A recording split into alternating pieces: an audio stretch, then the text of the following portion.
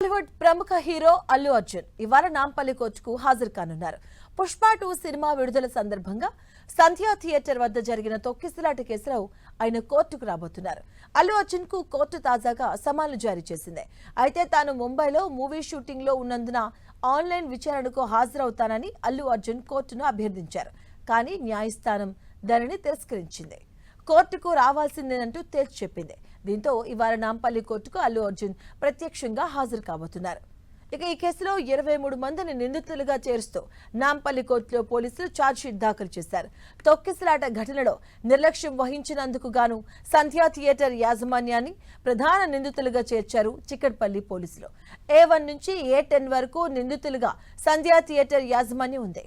అల్లు అర్జున్ ను A11 గా నమోదు చేసి ఛార్జ్షీట్ రూపొందించారు. అయితే ఈ ఛార్జ్షీట్ ను ఇంతకు ముందు కోర్టు 3 సార్లు తిరిగి పంపింది. అనంతరం తప్పులను సరిచేసిన అధికారులు చివరికి ఛార్జ్షీట్ ను కోర్టుకు సమర్పించారు. ఎట్టకేలకు ఛార్జ్షీట్ ను పరిశీలించిన నాంపల్లి కోర్టు ఈ కేసులో ప్రాథమిక ఆధారాలను బట్టి 19 మంది నిందితులకు సమన్లు జారీ చేసింది. ఇవాళ నిందితులంతా తప్పనిసరిగా కోర్టుకు వ్యక్తిగతంగా హాజరు కావాలని స్పష్టం చేసింది.